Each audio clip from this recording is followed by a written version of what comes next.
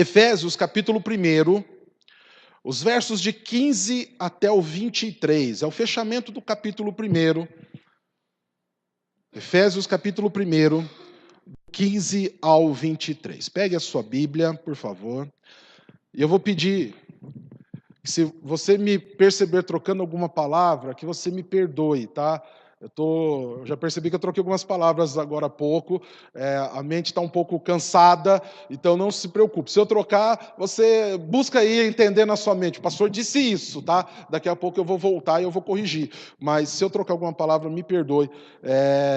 Hoje está um pouco complicado, estou com a mente um pouco cansada, mas nós vamos lá e eu tenho certeza que o Senhor falará aos nossos corações. E esse texto de Efésios, Paulo ora pelos irmãos, pelos crentes, né? E não só uma oração. Esse texto, Paulo vai fazer uma exposição maravilhosa, bem compilada, mas maravilhosa da majestade de Cristo. Olha lá. Por isso também, eu tendo ouvido a fé que há entre vós no Senhor Jesus, e o amor para com todos os santos, não cesso de dar graças por vós, fazendo menção de vós nas minhas orações, para que o Deus de nosso Senhor Jesus Cristo, o Pai da glória, vos conceda espírito de sabedoria e de revelação no pleno conhecimento dele, iluminados os olhos do vosso coração, para saberdes qual é a esperança do seu chamamento, qual a riqueza da glória da sua herança nos santos, e qual a suprema grandeza do seu poder para com os que cremos, segundo a eficácia da força do seu poder, o qual exerceu ele em Cristo, ressuscitando dentre os mortos e fazendo sentar à sua direita nos lugares celestiais, acima de todo principado e potestade, poder e domínio, e de todo nome que se possa referir não só no presente século, mas também no vindouro. E pôs todas as coisas debaixo dos pés, e para ser o cabeça sobre as coisas, o deu à igreja, a qual é o seu corpo, a plenitude daquele que a tudo enche em todas as coisas. Amém. Vamos orar? Pai, nós te agradecemos pela tua palavra, pedimos que ela encha os nossos corações nessa noite de uma maneira maravilhosa. Pedimos que o Senhor nos dê o entendimento dela também, Senhor, e que nós possamos nos encher da tua palavra, que nós possamos nessa noite, ó Pai, sermos tomados pela mente e pelo coração de Cristo, e que isso seja para nós uma alegria, no nome santo de Cristo Jesus. Amém e amém. Esse texto que nós acabamos de ler, queridos, é uma oração que o apóstolo Paulo estava fazendo pela sua igreja. Há alguns estudiosos que vão dizer que Éfeso não era o destino desta carta. Que Paulo provavelmente tinha escrito essa carta a Colossos ou alguma outra igreja ali da circunvizinhança, mas por questões desconhecidas, essa carta chegou até Éfeso. É certo que a oração que Paulo faz tem destino certo, e o destino é irmãos que estão vivendo a plenitude da sua vida cristã. E nessa escrita, o apóstolo Paulo grafa, ele expressa ali por letras uma oração pelos cristãos. Ele ora pela igreja, ele intercede pelos seus irmãos, para que eles expressem um cristianismo verdadeiro, um cristianismo sem máculas, um cristianismo sincero, verdadeiro. Um cristianismo que, acima de tudo, glorificasse o nome santo de Cristo Jesus.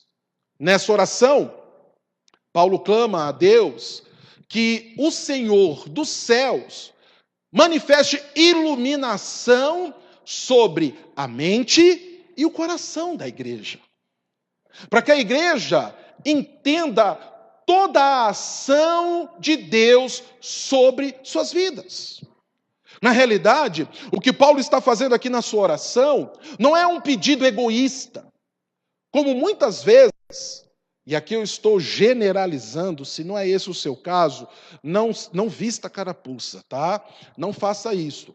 Mas o que ocorre muitas vezes no meio dos cristãos, de se fazerem orações egoístas, pedido por si, atrás de suas necessidades e do seu bel prazer, sem, no entanto, abrir os seus olhos e olhar e enxergar o que Deus tem feito. Quando Paulo pede iluminação à igreja, quando Paulo pede iluminação àqueles irmãos, o que ele está pedindo é o seguinte: Senhor, que eles consigam, pela manifestação do Espírito Santo de Deus, enxergar o que o Senhor tem feito na vida deles. Que eles consigam, pelo poder do Espírito Santo de Deus, entenderem que o Senhor tem suprido suas necessidades. Às vezes, isso passa longe do nosso querer. Às vezes o querer do cristão está distante da necessidade que o Senhor tem atendido. Às vezes o cristão está orando por uma regalia, um acesso, um mimo, e o Senhor está nos atendendo com questões vitais. Paulo está orando aqui para que a igreja enxergue isto, que Deus tem suprido necessidades vitais do seu povo. Não só financeiras, não só materiais, mas Deus tem provido ao seu povo a redenção e a salvação eterna. Pai, que a tua igreja enxergue isto, e que a tua igreja se alegre com isto, que seja alegre o coração do teu povo, porque o Senhor tem atendido estas necessidades. Então ilumine as mentes e também o coração. O coração aqui do grego é cardia. E cardia não está ligada somente a questões físicas. Quando Paulo ora para que o Senhor ilumine mente e coração, iluminar o coração não é tirar das artérias ali todos os entupimentos, o colesterol e coisa e tal, mas nós precisamos entender a ideia contida aqui. A ideia de cardia, dentro até de um princípio filosófico que existe aqui, quando se falava da cardia, quando se falava do coração, não estava se falando somente do órgão vital que bombeia sangue para todo o corpo. O coração era considerado o centro das emoções humanas. Então, quando Paulo ora pelo coração daqueles crentes, o que Paulo está pedindo, Senhor, abençoe as emoções, os sentimentos, que o teu povo seja grato por tudo o que o Senhor tem feito e por tudo o que o Senhor tem dado. Ilumine os seus olhos, no verso 18, né? Ilumine o seu coração. E Paulo pede essa iluminação para que o povo saiba, reconheça 3 coisas. Não são ainda os pontos da nossa mensagem. Mas Paulo pede iluminação para que eles saibam qual é a esperança do seu chamamento e que o povo cumpra o chamamento para o qual eles estão ali. Então, que o povo tenha iluminação mental e emocional para responder ao chamado cristão. Todos nós, queridos, todos nós, preste atenção nisso, todos nós temos um chamado a cumprir nas nossas vidas. Quando você pensar em sacerdócio, não pense só na pessoa do pastor. Quando você pensar em sacerdócio, pense em você. Pense que Deus tem um chamado para você. Pastor, eu não sei qual é o chamado de Deus para a minha vida. Talvez você não consiga entender um chamado específico, mas você tem um chamado para manifestar a glória de Deus. Você tem um chamado que é o que nós estamos nessa série de mensagens, não só desses meses, mas em todas as séries desse ano, o que nós estamos tentando ensinar para você, que é capacitar você para ir pregar o Evangelho. Você tem um chamado de pregar o Evangelho. Você tem um chamado de ir e levar o Evangelho a toda criatura, entendendo que pregar o Evangelho não é só você pegar uma Bíblia, subir num palanque, subir num púlpito e falar de Jesus. Eu sei que para muitos essa ideia é aterrorizante. Há pessoas que ficam apavoradas de saber que vão ter que falar em público. Mas você pode pregar o evangelho com o teu testemunho. Você pode pregar o evangelho com aquele bolo gostoso que você faz e que você leva naquele vizinho que ainda não conhece Jesus. E através de uma conversa gostosa, de um testemunho agradável, né? Através de uma influência boa, você falar do amor de Cristo para ela. Às vezes você não vai nem precisar verbalizar, sistematizar esse amor dentro de todos os conceitos teológicos. Um abraço, um sorriso gostoso, uma conversa boa, já vai mostrar o Cristo que habita no teu coração. Nós temos todos um chamado. E Paulo fala, Senhor, ilumine, para que eles vivam a esperança do chamado que eles têm. Também, que eles vivam a riqueza da glória da herança. Da sua herança. Qual que é a riqueza da glória da nossa herança? Qual é a herança que nós recebemos como cristãos? Senão a morada celestial, a vida eterna. O chamado para sermos e para vivermos a vida eterna. E Paulo ainda pede, ilumina a mente deles, Senhor, para que eles conheçam a suprema grandeza do seu poder para com os que cremos. Então Paulo está fazendo essa oração ao povo.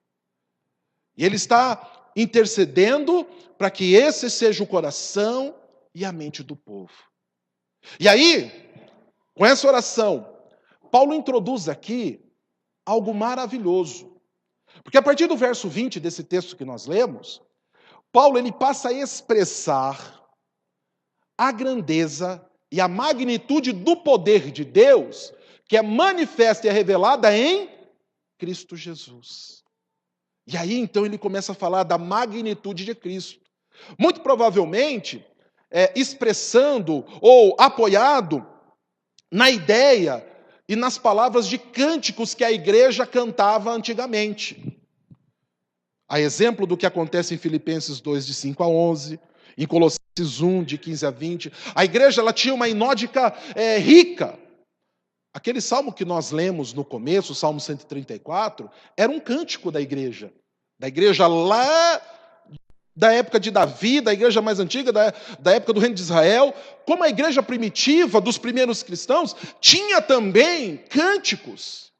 E Paulo ressuscita a letra desses cânticos, Paulo ressuscita as palavras daquele cântico para falar da grandeza e da magnificência e da magnitude de Cristo. Senhor, que eles tenham a mente iluminada e o coração aceso para também saberem quem é Jesus. E ele apresenta aqui um Cristo que é poder de Deus. Um Cristo que é reconhecido por Deus como a expressão da sua glória e do seu poder. Cristo é a manifestação do poder de Deus na face da terra. Cristo é a manifestação do poder de Deus sobre a igreja, mostrando que ele cumpriu o chamado e a atividade ministerial dele, e que sobre ele está toda a autoridade e todo o poder. E Paulo então passa a dizer aqui, nesses poucos versos, ele passa a expressar a soberania existente em Cristo Jesus. A partir do verso 20, ele começa a dizer o qual exerceu ele em Cristo, ou seja, Deus exercendo em Cristo, ressuscitando dentre os mortos e fazendo sentar à sua direita nos lugares celestiais. Cristo está assentado à destra de Deus Pai. Honraria recebida pela sua obediência, pelo cumprimento daquilo que o Pai lhe ordenou. Acima de todo principado e potestade, poder e domínio, e de todo nome que se possa referir, não só no presente século, mas também no vindouro. Fazendo alusão do cântico de Filipenses. Em obediência, em resposta à obediência, o Senhor lhe deu o nome que está acima de todo o nome. E diante desse nome, tanto no céu quanto na terra, todo o joelho há de se dobrar. E toda língua há de confessar que Jesus Cristo é o Senhor. Para quê? Para a glória de Deus, o Pai. E Paulo, então, ele apresenta esse Cristo glorioso, esse Cristo magnificente, poderoso.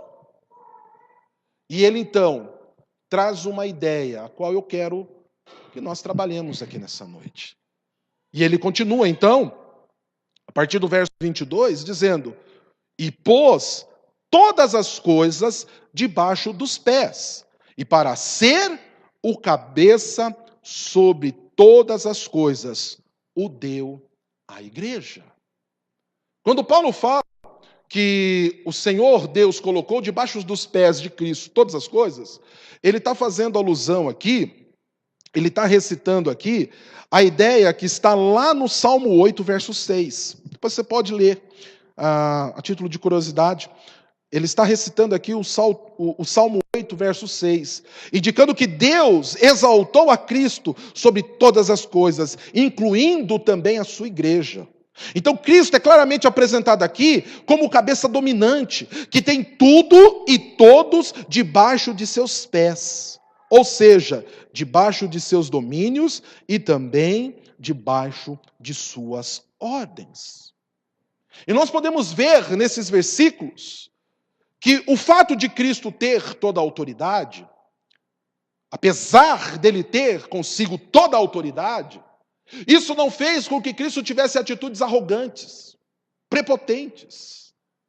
E Paulo faz aqui também uma apresentação do pensamento ético do cristianismo. Aqui há uma exposição da ética cristã, um direcionamento ético à igreja cristã, que deve se apoiar na verdade de que a autoridade existe para servir, com todo o seu poder e com toda a sua influência. Da mesma maneira que Cristo tem toda a autoridade e poder e serviu a igreja, as autoridades da igreja devem servir também ao povo. Isso é um pensamento ético. Autoridade e poder não leva a pessoa à arrogância. Há um ditado popular que diz: quer conhecer verdadeiramente uma pessoa? Dele poder, não é? Não é assim no meio cristão. Ou não deveria ser assim. Nós aprendemos com Cristo que ter autoridade e poder não nos faz arrogantes, pelo contrário, nos leva à humildade, ao serviço. O Senhor se agradou em dar-se pela sua igreja.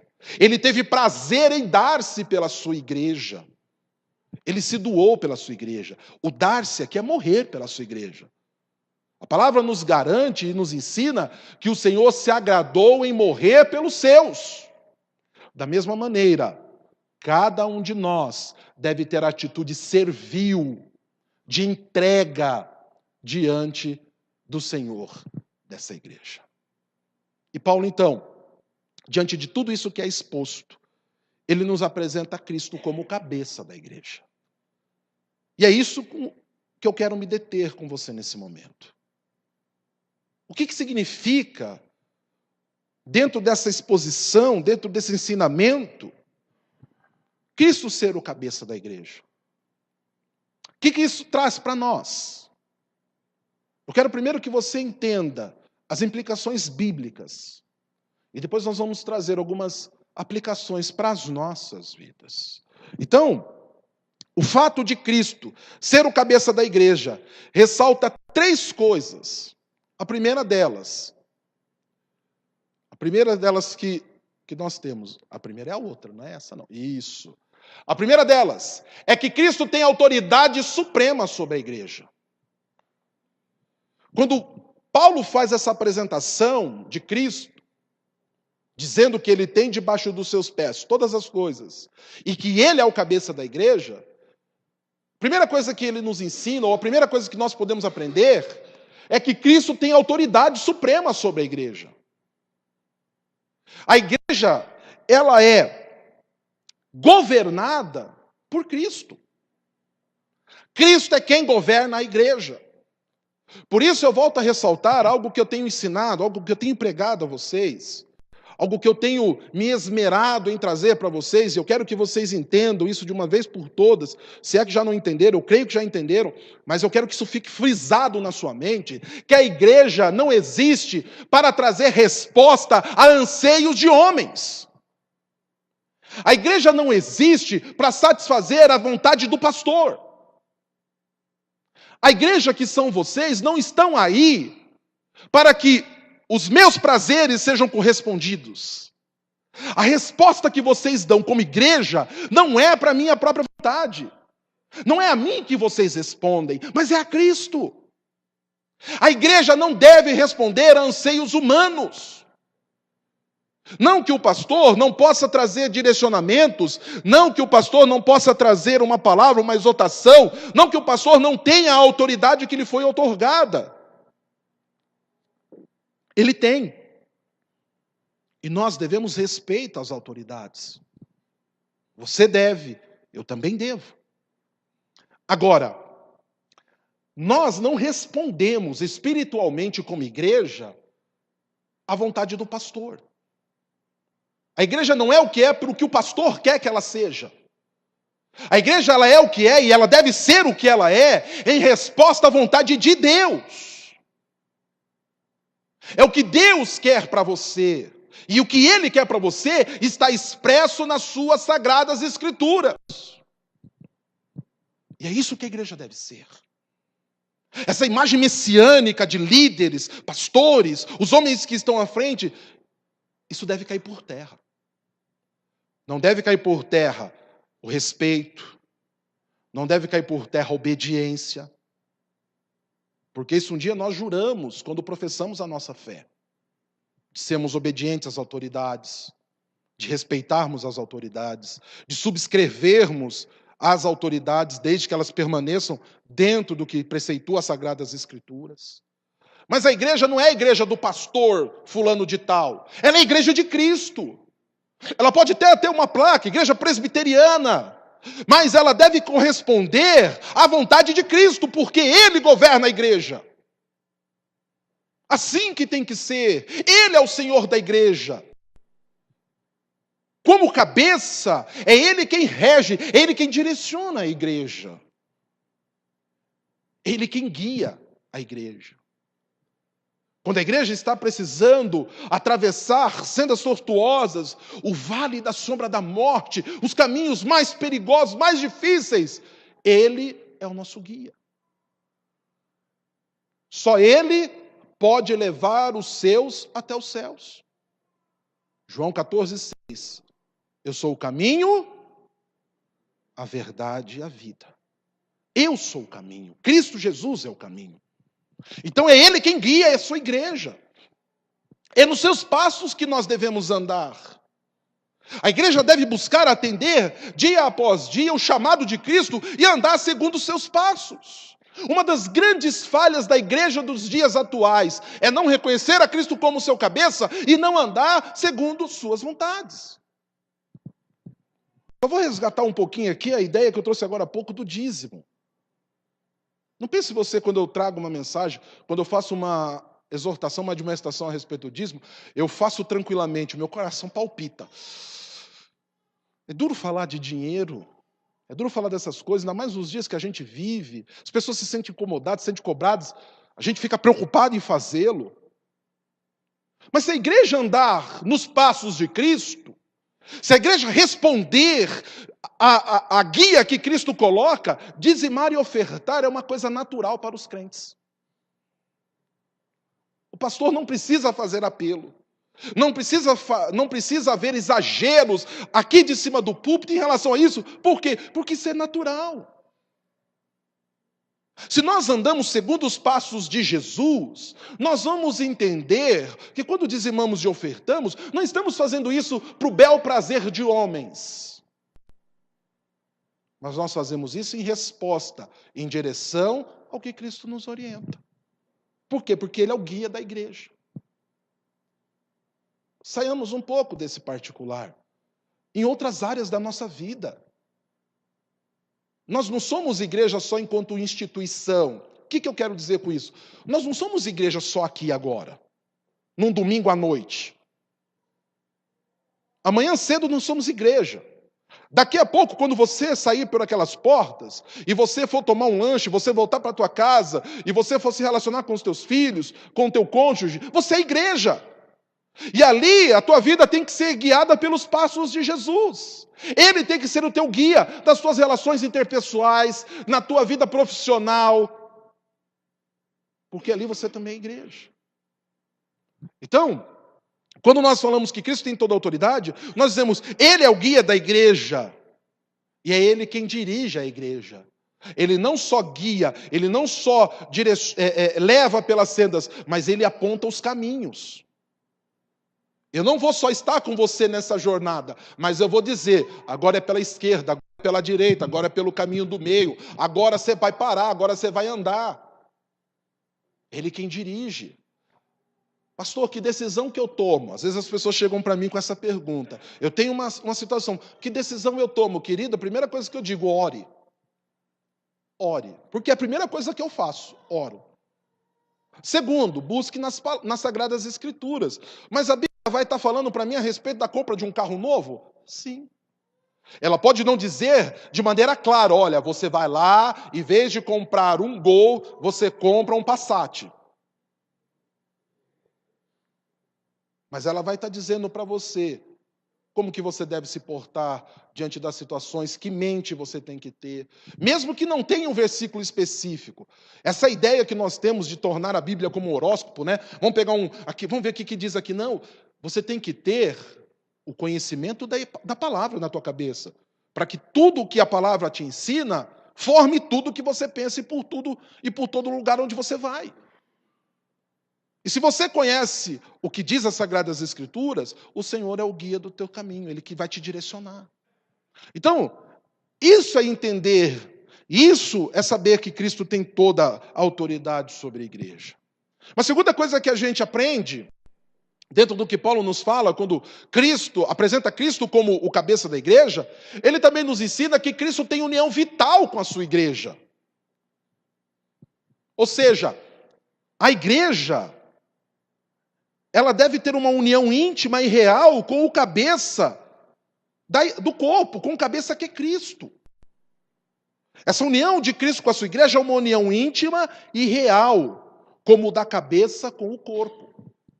Não sei se você viu, também não sei se já se concretizou, mas há um cientista que está propondo aí transplante de cabeça. Não sei se você viu essa notícia, tem correndo na internet. O cara está se programando para fazer um transplante de cabeça. E ele disse que vai manter a pessoa viva. Tá? Não entendo nada de medicina, não é a minha área, então não sei se vai dar certo. Mas é essa a proposta. Mas o que nós sabemos até hoje é o quê? Que se arrancar a cabeça, a pessoa morre. Essa era a maneira de matar o Wolverine, né? O Highlander, lembra do Highlander? Falei do Wolverine para os meninos, mas não me lembro. Os mais velhos, os mais experientes, né? Os que assistiam o Super Cine, né? Hoje nem se assiste mais Super Cine, né? Tinha o Highlander. Highlander era um personagem imortal que só podia ser morto através do corte da sua cabeça. Nós sabemos que cortar a cabeça morre. Da mesma maneira acontece com a igreja. A igreja que não está ligada com o seu cabeça, que é Cristo, é uma igreja morta. É a igreja do Walking Dead, né? São zumbis, mortos-vivos. Porque não há vida sem a cabeça. Sem aquele que dirige, sem aquele que é o doador da vida, não há vida. E Cristo é o cabeça do corpo. Então, se a igreja quer ter vida, ela tem que estar ligada com o seu cabeça. Sabe por quê? Porque essa é uma união indissolúvel. Não tem como a igreja se dizer uma igreja cristã se ela está distante de Cristo. A igreja verdadeiramente cristã, ela vive uma comunhão indissolúvel com Cristo. A igreja não se separa de Cristo. E esse é um grande mal dos dias atuais. Nós temos visto igrejas ditas evangélicas, que elas estão separadas de Cristo. Cristo é a última pessoa a adentrar esta igreja. E eu não só digo os cultos do domingo, as reuniões semanais, mas toda a vida da igreja. Então, se a igreja quer ter vida, se a igreja quer responder à vontade do Pai, ela tem que ter o seu cabeça consigo. E essa é uma união indissolúvel. E é uma união também terna. Cristo quis se tornar o cabeça da igreja. A igreja deve desejar ser o corpo de Cristo. Há uma outra figura de linguagem, que alguns acham mais estranho, mas é uma linguagem bíblica, de que Cristo é o noivo. E a igreja é a noiva. Não há noivo sem noiva. E saiba, esse noivo não vai abandoná-la no dia do casamento, não vai deixá-la sozinha no altar. É uma união terna, de ternos afetos de misericórdia, de amor. Um deseja pertencer ao outro, um deseja estar com o outro, um deseja fazer parte do outro. E se nós queremos ter vida, gente, nós precisamos ter essa união vital. Então, Paulo, quando coloca Cristo, quando ele apresenta Cristo como cabeça da igreja, ele está dizendo: a vida da igreja está em Cristo Jesus. Está no seu Senhor. A minha vida e a sua vida está em Cristo Jesus. E nós precisamos ter esse entendimento. Isso tem que fazer parte da nossa mente e do nosso coração. E uma terceira e última mensagem, e última verdade, é que a igreja é inteiramente dependente de Cristo. Olha só, a igreja, ela está debaixo da autoridade suprema de Cristo. Ela tem uma união vital com Cristo. E ela depende inteiramente de Cristo. Ou seja, de Cristo, a igreja deriva o seu poder. O poder da igreja, e aqui eu quero que você pense um pouco na missão. Eu quero que você pense um pouco no ide e pregar o evangelho. No ir levar a mensagem. A igreja vai no poder de Cristo. Ela não vai no poder das suas instituições. Ela não vai no poder da sua placa. É por isso que eu sempre repito isso a vocês também. Amo ser presbiteriano, gente. E eu acho que vocês já perceberam isso. Sou presbiteriano por convicção. Amo a igreja presbiteriana. Isso não esconde dos meus olhos os seus defeitos. Não esconde dos meus olhos as suas dificuldades. Mas eu amo a igreja presbiteriana. Amo de verdade. Amo ser presbiteriano. Um dia brincando com meu irmão, nós estávamos brincando, meu irmão também é pastor presbiteriano, né? Eu e meu irmão brincando, nós falamos assim: vamos fundar uma nova igreja? Sair da igreja presbiteriana, vamos fundar uma nova igreja? Meu irmão falou: vamos. Daí ele falou para mim: como que vai ser a nossa igreja? A nossa igreja é o seguinte: nós saímos, fundamos uma nova igreja, aí a gente pega, elege uns presbíteros, uns diáconos, né? Monta aí uma organização, não precisa chamar de presbitério, não, chama aí de aliança, não sei o quê. Ou seja, uma outra igreja presbiteriana, né? Está na nossa mente, no nosso coração. Mas antes da sarça, que é o símbolo da igreja, da nossa igreja aqui, da igreja presbiteriana, há um tempo atrás nós fizemos uma outra identidade visual, nós temos esse coração com a cruz dentro. Antes disto, antes da sarça, antes do coração com a cruz, vem a cruz de Cristo. Porque nós somos cristãos. E a nossa autoridade está em Cristo, não nas nossas instituições. O poder da igreja não está no seu pastor. Quando você vai apresentar, quando você vai pregar o evangelho, você não vai pregar o teu pastor. Vai lá na igreja que meu pastor é muito gente boa. Eu espero que você diga isso. Mas não é a mim que você tem que apresentar. Não é a mim que as pessoas precisam conhecer. As pessoas precisam conhecer a Cristo. Eu sou da igreja do Hernandes Dias Lopes. É uma benção. E aí a gente apresenta muito mais o Hernandes do que a Cristo. Não tem problema nenhum conhecer o Hernandes. Mas tem um problema grave não conhecer a Cristo. Eu sou daquela igreja, sabe, onde o pessoal não faz muito barulho, não levanta muita mão. É meio fria, mas é gostoso lá, né? Não é fria não, viu, gente? Não é frio não. Estou só brincando. Eu acho a nossa igreja extremamente avivada, porque para mim avivamento não está no reteté, para mim avivamento está no conhecimento da palavra do poder de Deus. Isso é avivamento verdadeiro, né? É o poder de Deus que vai libertar as pessoas, né? Mas é o poder de Cristo, é na autoridade dele que nós vamos. De Cristo, a igreja deriva a sua vida. Há muita igreja cheia de gente morta. Muitas igrejas com os bancos repletos de pessoas vazias. Sabe por quê? Porque não tem a Cristo. Porque Cristo não é a fonte de onde eles retiram sua vida. Eles não dependem de Cristo. não derivam de Cristo. E uma coisa que eu aprendi e que vou carregar comigo por onde quer que eu for, onde eu estiver, e eu quero estar aqui durante muitos anos, mas por onde eu estiver, é que eu não vou garantir o meu ministério, o meu chamado, em cima das minhas habilidades, em cima da minha desenvoltura, né? Por eu ser alguém grande que muitas vezes impõe medo. As pessoas me ouvem porque fica com medo. Ouve esse pastor que ele é grande e e se não ouvir, ele pode ficar muito furioso. Isso não pode, não vai ser muito legal. Não é por isso. Por onde eu for, eu quero ir na autoridade de Cristo. Se não for Ele quem garantir o chamado, eu não posso ir. E não só no ministério, em todas as coisas. Na minha família, na relação com a minha esposa, com os meus filhos. A vida da nossa família deriva de Cristo. Se não for o Senhor que edificar a casa, e vão, trabalham os que edificam. Tem muita gente investindo em coisas que não trazem vida. Tem muita gente morta achando que terapia vai trazer vida. Não sou contra a terapia, viu, gente? Não sou contra. Mas não adianta fazer terapia se não tiver Cristo pujando no coração. É só um paliativo. Você só vai estar enganando a morte por um pouco tempo. Há muita gente que está afundado nos lamaçais e na depressão pela falta de uma vida que deriva de Cristo. Entenda bem o que eu vou dizer. Eu sei que a depressão tem outras causas. Tem gente que tem depressão por questões hormonais.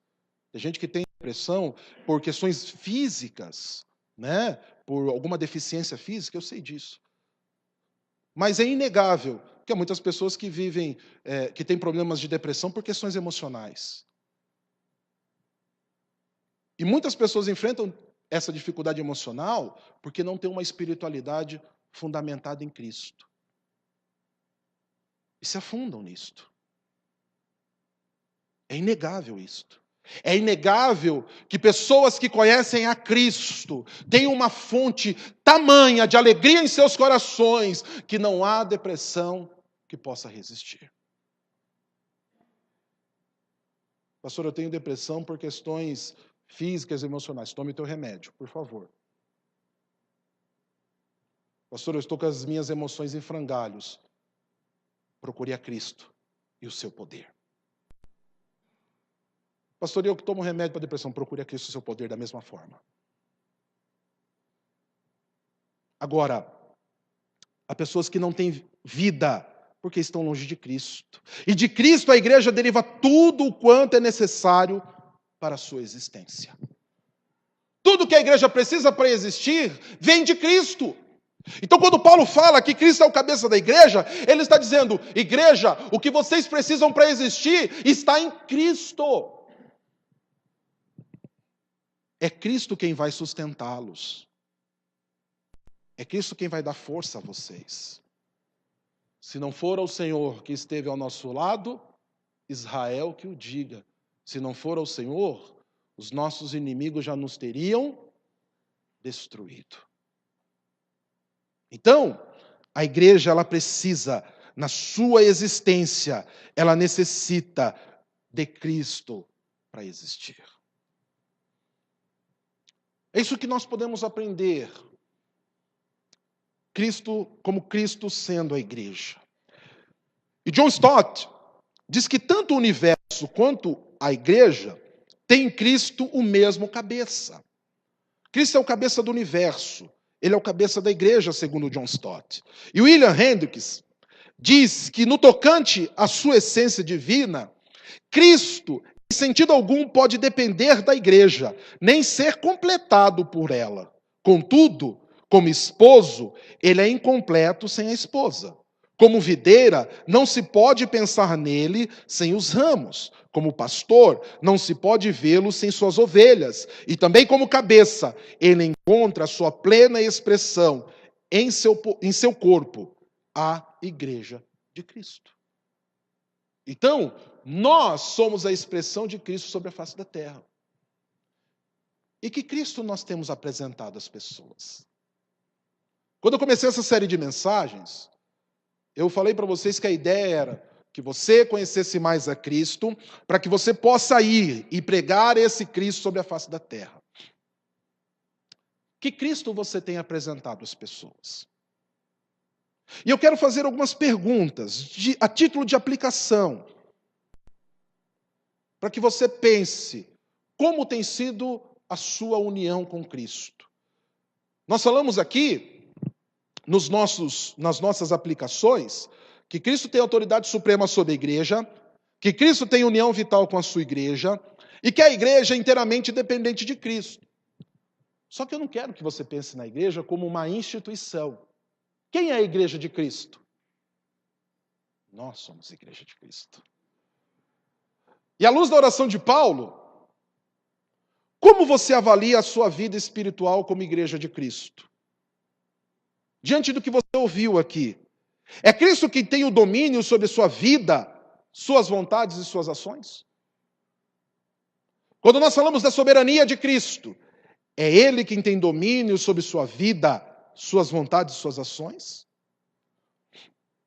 Pensando ainda a respeito disso, todas as coisas que você tem estão integralmente sujeitas a Cristo? Tudo que você tem e tudo que você é estão integralmente sujeitas a Cristo? Suas capacidades, suas habilidades, o seu patrimônio. Veja bem, eu não estou dizendo sujeito à instituição, sujeito ao pastor, mas estão sujeitas a Cristo.